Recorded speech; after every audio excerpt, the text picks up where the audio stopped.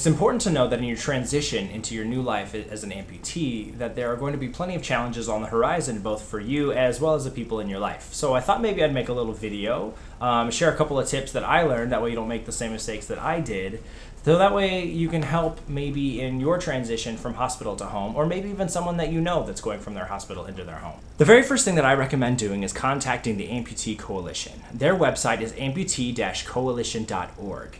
At that website, you can actually order a custom packet sent right to you full of information based on your specific amputation. Inside this packet is all kinds of information, from like what to expect when in your recovery process, what to expect from your first couple appointments, and maybe what phantom pains are like. So for me personally, this was an amazing resource, and it was actually given to me by a really good friend of mine. So don't be afraid to be that friend and reach out and give somebody some very valuable information. It's full of stuff that is just for you. Now, going home can be very overwhelming. You've had the security of the hospital for a while now, and now they actually have to send you home because you can't stay there for forever. Now, my transition was actually really short. I was actually released from the hospital probably a day and a half after my surgery, which was really scary because I'm like, here's this gift and now you have to go home on it. I thought maybe it might be nice to actually make a couple of things that might make it easier in that transition. I would probably say that one of the hardest things about coming home and about just getting back to your normal life is actually bathing or showering. You know, you now have to accept the fact that there are some things that have to change in that process. One of the first things that you're definitely going to need is a shower chair. Yeah, I know it sucks, you have to sit down for the rest of your life to shower, but I just think about it as a nice little time to actually just relax from my day.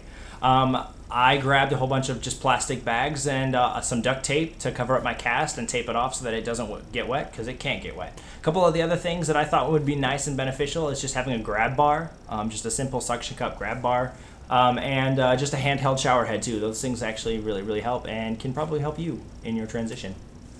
Some other things that actually might be beneficial is when I got home from the hospital, they sent me home with a grip of medications. I mean, everything from nerve blockers to pain medications to a couple different types of pain medications. And it's always kind of a task or a hassle when you go from your bed to your living room and you kind of have to go back into your bathroom or send someone to your bathroom to go get your meds. So what I found to be really beneficial is actually getting a basket, just like a little basket to keep all of your meds in. That way it just travels with you. It's one spot, so when you go from the bedroom into your living room or whatnot, and that's where you're to spend the day, it's literally there, it's right beside you, and you don't have to worry about it. A couple of other things that I typically put in that basket too is just like personal things, you know, like snacks, you know, or chapsticks or anything like that. I mean, just anything that you can actually get so that you don't have to get up as much to walk around and go get things, or to send somebody else to get up and go get things. I also actually kept personally a personal fan in my basket. With all the pain medications that I was on, I'm not sure if it's going to be the same story for you, but with all the pain medications that I was on, it was actually changing the body temperature that I had of everything, and so I was constantly sweating, I was constantly having hot flashes, so that personal fan was given to me by my roommate, and it helped me so much. And on that note as well, because of like all the medications that you're on and your body's freaking out, I found it personally very helpful when I slept on a towel. That way it'll save you a whole bunch of laundry, because I noticed that every time that I woke up, it was just hot sweats in the middle of the night, and I was sweating profusely because of the medications and stuff. So sleeping on a towel helped me save, so I didn't have to change my sheets all the time. Anyway, another thing that I think is actually going to be really helpful for you as well is a different kind of mindset. You just have to realize that what you're doing is going to take a little while. You just had kind of a life-altering surgery, but it doesn't have to necessarily completely destroy your life by any means. You know, it doesn't. You're still alive and breathing, and everything can be handled well. But I think that you have to realize that what you're doing is going to take a little bit of time. It takes some stamina. And just getting up and going to do things, it's going to take you a little bit of time. You got to build up those muscles again.